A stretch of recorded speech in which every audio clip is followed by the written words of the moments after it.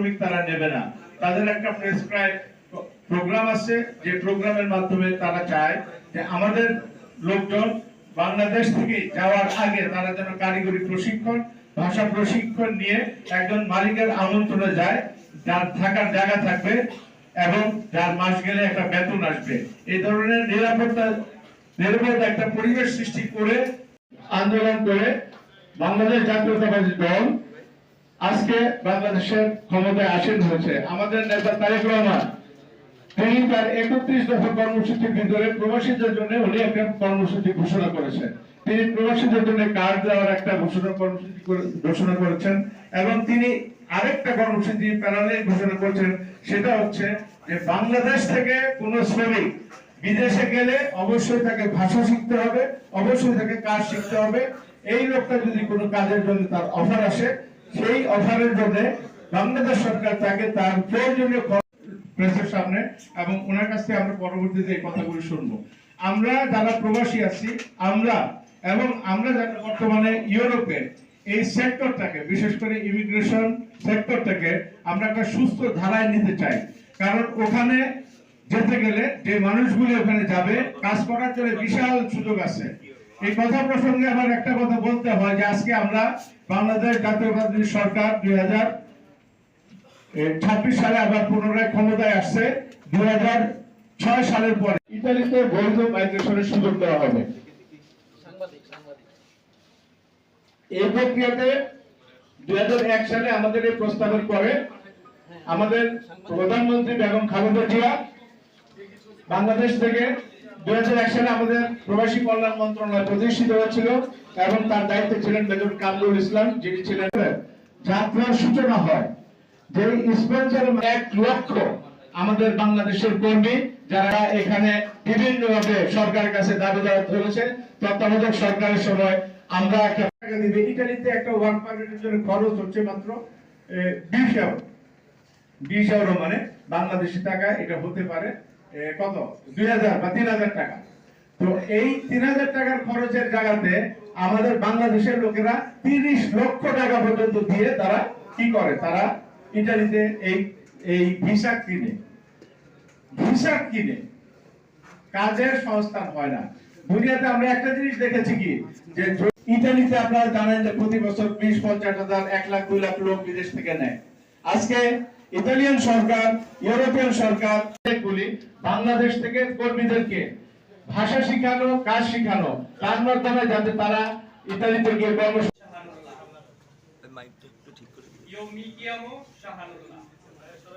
আমি একজন linking operator সোডন রিমালিয়া তোরে। আমি কাজ করি 17 বছর ধরে। লাবড়োদা রিচার্জ সেটতে আগে সিস্টেমের প্রয়োজন আছে না, ইতাল বাংলার মাধ্যমে। তারপরে ভিসা পাইছো না? আমি পরীক্ষা দিছি, ভিসা এখনো পাই নাই, ভিসা পাবো। তবে যারা আমাদের আগে পরীক্ষা দিছে তারা অলরেডি চলে গেছে।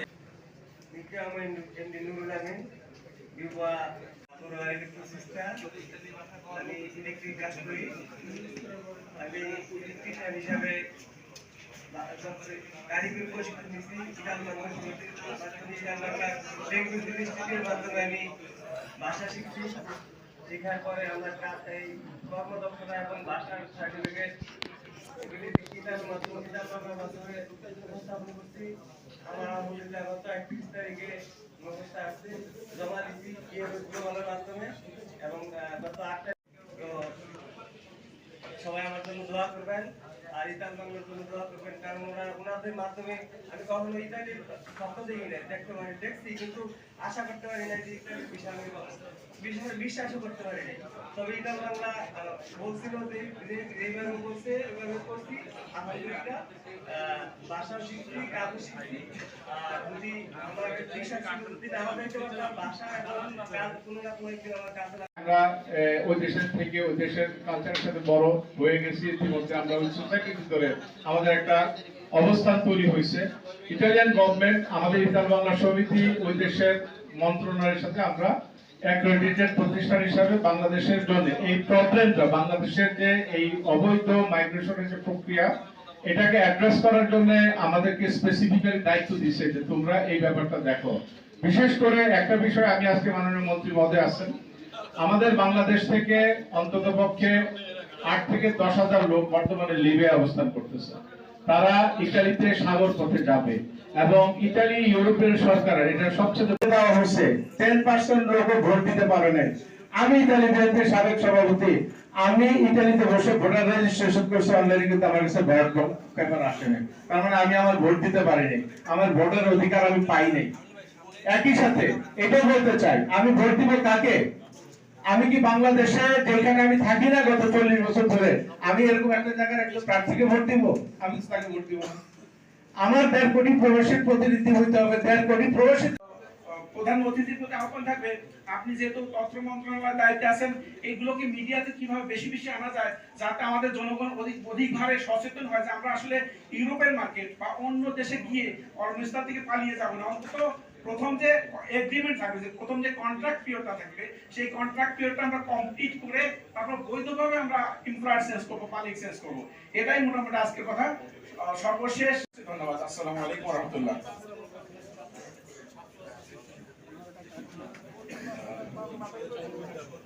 আমি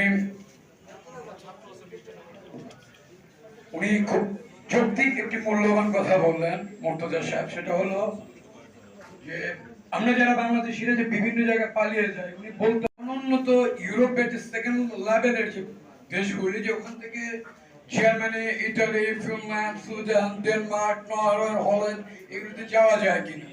আসলে যেরকম গুরুত্ব তার চেয়ে বেশি গুরুত্ব হলো সেটা হলো বাংলাদেশি মানসিকতা চেঞ্জ করতে হবে।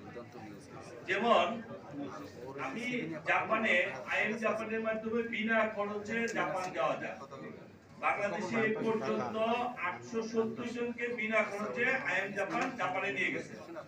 সবচেয়ে বেশি গেছে চাঁপাইনবাবগঞ্জে। এর মধ্যে কিছু কিছু জিনিস দেখা গেছে, যেমন শেষ একজন জাপানে গিয়েছে, তার পাটা ভেঙে গেছিল।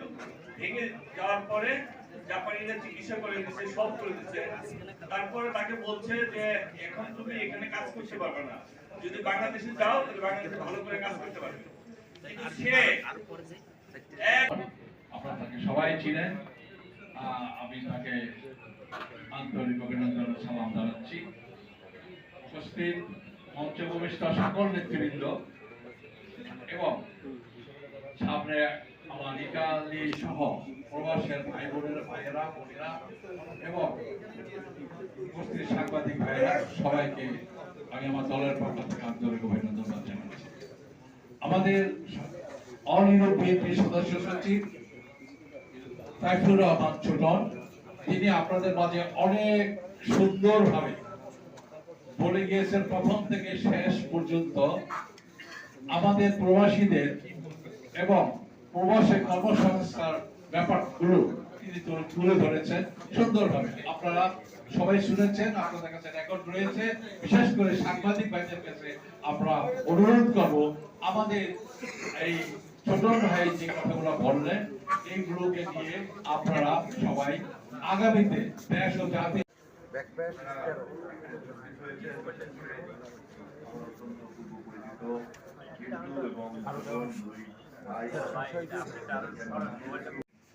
ধন্যবাদ জানাই।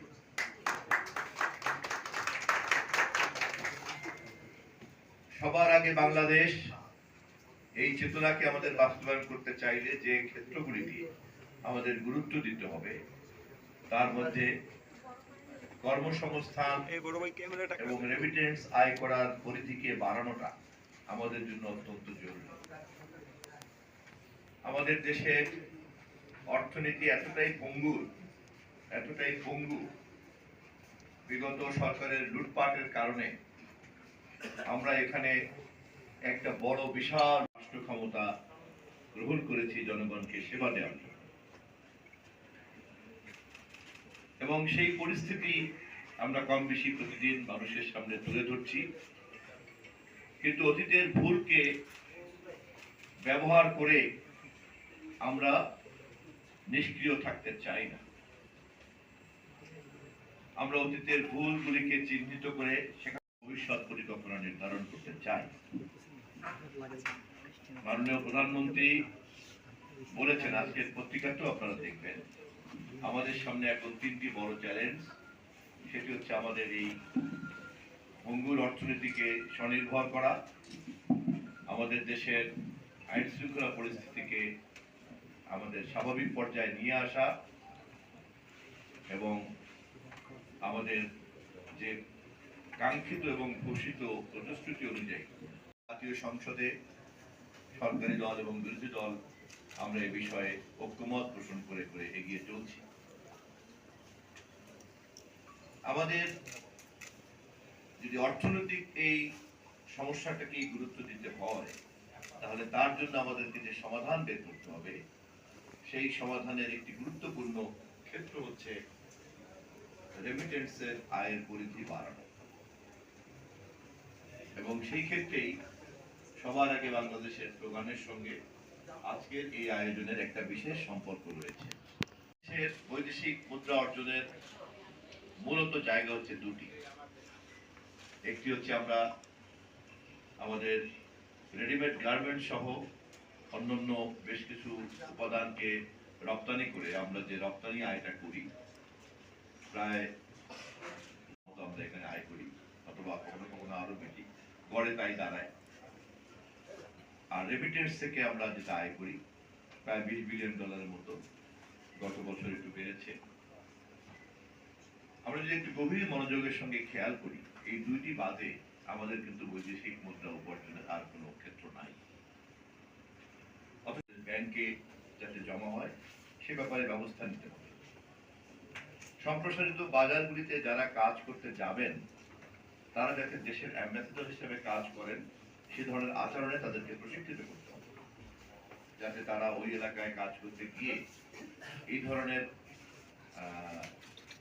এমপ্লয়ার কান্ট্রি যারা কর্ম দেন, নিয়োগ দেন, সেই সমস্ত দেশ যাতে বিরক্ত প্রবাসী এই সংগঠন প্রতিষ্ঠান আপনারা সরকারকে সহযোগিতা দিতে পারেন।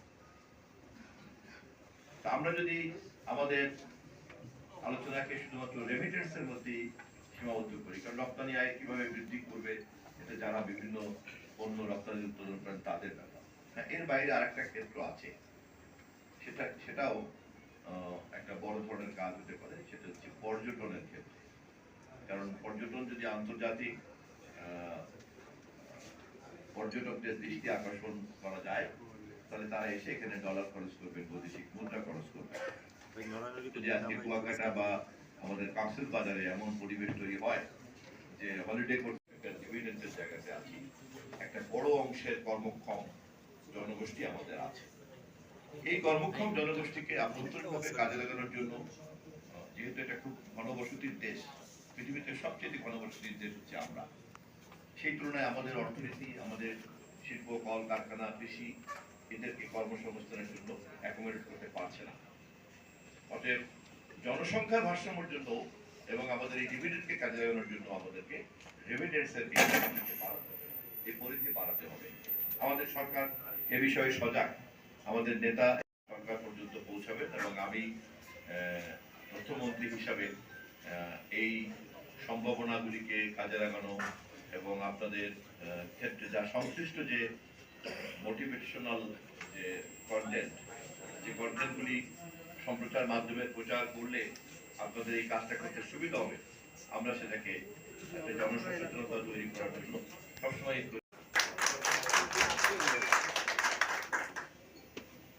কর্মসংস্থান শুধুমাত্র যে আমাদেরকে অর্থনৈতিক সমৃদ্ধি দেবে তাই নয়, তিনি কিন্তু একই সঙ্গে বিনিয়োগকারীকে নিয়ে আসতে পারেন। কারণ আমার যেহেতু একটা বিশাল কর্মক্ষম জনগোষ্ঠী আছে, তাহলে এই কর্মক্ষম জনগোষ্ঠীকে কাজে লাগিয়ে কি ধরনের পণ্য উৎপাদন করলে আবার তিনি বৈদেশিক বাজারে এটাকে রপ্তানি করতে পারবেন। যেমন আমাদের দেশে অনেকেই গার্মেন্টসে যেমন অনেক বিনিয়োগকারীরা বিদেশ থেকে আসছেন, আমাদের দেশের বিদ্যুৎ এবং জ্বালানি ক্ষেত্রে অনেক বিদেশি বিনিয়োগকারী আসছেন। তো তখন আমাদের এই প্রবাসী ভাইয়েরা বা বোনেরা তারা কিন্তু এই ধরনের বিনিয়োগকারীদেরকে আমাদের দেশে নিয়ে আসতে পারবে। এই সম্ভাবনাগুলি অপার সম্ভাবনা, এবং আমার আমার ডান পাশে বাম পাশে বসা জিন্তু সকলের মতো এই ধরনের দক্ষ ও যে ব্যক্তিবর্গরা আছেন যারা কম বেশি ইতিমধ্যেই সারা পৃথিবী থেকে এদেরকে একটা ডাটাবেস তৈরি করা যেতে পারে এবং সরকার তাদের সঙ্গে নিয়মিত মত বিনিময় করতে পারে। তাদের মত বিনিময় এবং পরামর্শের মধ্য দিয়ে একটা বাস্তবসম্মত এবং প্রয়োগযোগ্য একটা রোড ম্যাপ তৈরি করা যেতে পারে। এটা খুব কঠিন কাজ আমার কাছে মনে হয় না। যদি আমরা এই পুরো ব্যাপারটাকে একটা রেগুলার চ্যানেলাইজ করে দিতে পারি তাহলে খুব দ্রুতই কিন্তু আমরা রেমিটেন্সের হার আমাদের বাড়াতে পারি এবং কেবলমাত্র সুস্থ ব্যবস্থাপনার মধ্য দিয়ে আমরা একটা বিরাট অঙ্কের বৈদেশিক মুদ্রা কিন্তু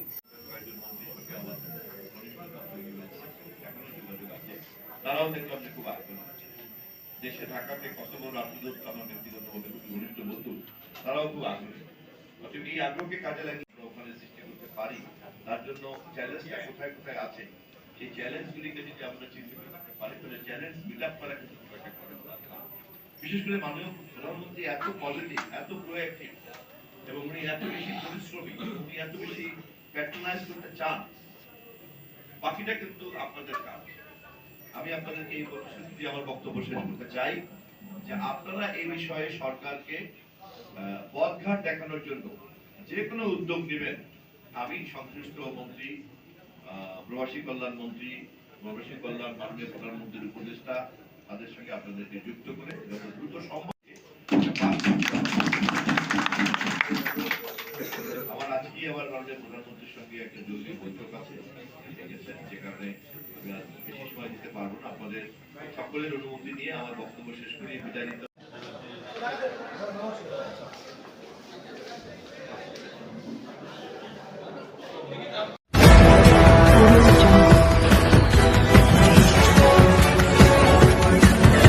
Audio